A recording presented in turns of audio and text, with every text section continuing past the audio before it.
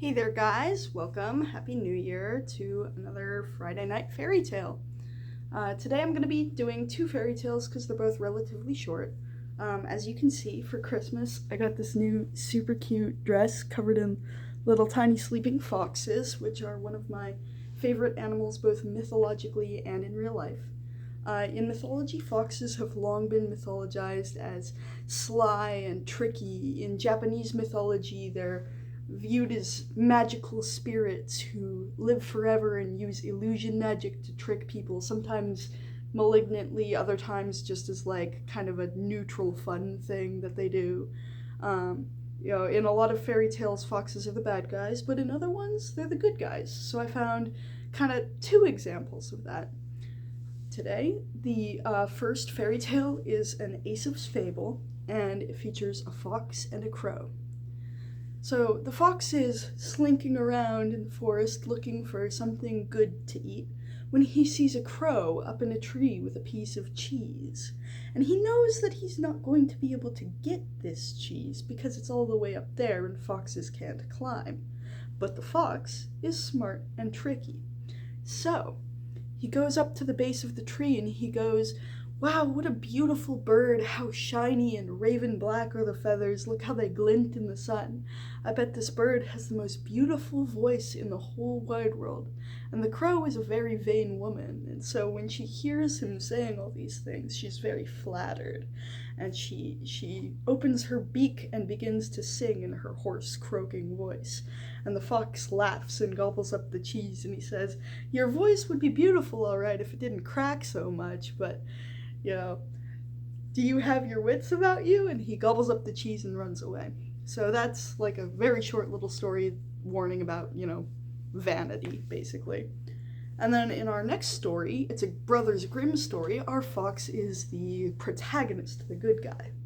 Basically, there is a fox living, in the wilderness, going about his business, doing whatever a fox does on his own. And this wolf moves into that same area and starts bullying him and making him do things for him. So the wolf demands, that the fox serve him and do whatever he wants. So the fox goes into town and he steals a sheep for this wolf to get him to back off for a bit. And he brings the wolf the sheep, and the wolf, gobbles up the sheep and demands more, and the fox is like, man, I'm not going back into town, there's humans in there. But the wolf is greedy and evil, so he goes in and eats a bunch more sheep until the farmer sees him and chases him off with a pitchfork.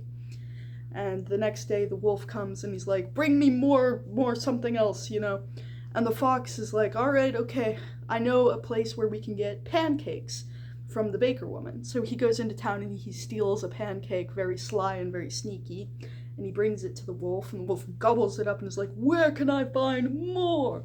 So the fox is like, "Well, I'm not getting you more, that's too risky, but if you really want to, you can go into town and I know where you can steal some." So the wolf goes into town and he's gobbling up pancakes, and the baker woman gets her husband and they chase the wolf out of town, and this wolf is clearly becoming a nuisance right now. And then the next day, the wolf is like, "Bring me something better, something more." And the fox is like, "Okay, this is gonna be risky, but I know where we can find a whole entire cellar full of meat." So he digs a hole with his front paws, as foxes do, just big enough that the wolf can squeeze through after him. And they go into this cellar, and the fox steals himself a bit of meat, but makes sure that he can still fit out through that hole that he dug, because he's a bit smaller than the wolf. You see, foxes are much smaller.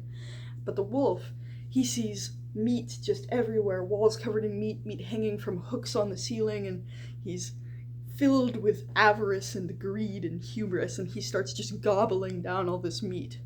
And the fox is, understandably smart and cautious, and he's worried that humans are going to bust in on him. But he's also doing this kind of strategically. There's a reason he only dug the hole just barely big enough that the wolf could squeeze through. See, he knows that the wolf is greedy. So when the fox hears humans coming, he easily slips out the hole, being smaller than the wolf. But the wolf by now has gorged himself fat on all of the meat in this storeroom. So when the humans are coming into the storeroom, the fox can escape, but the wolf cannot. And the humans coming in see this wolf who, for all they know, has been the only person who's been bothering their village these past couple of days, and they capture him. So, those are two fun short little stories about foxes. There's more where that came from if you're interested in more. What's your favorite fox-related fairy tale, or anything else that you'd be interested in hearing? You guys have a happy new year. Don't forget to like and subscribe, pop something down in the comments, and you have a lovely day.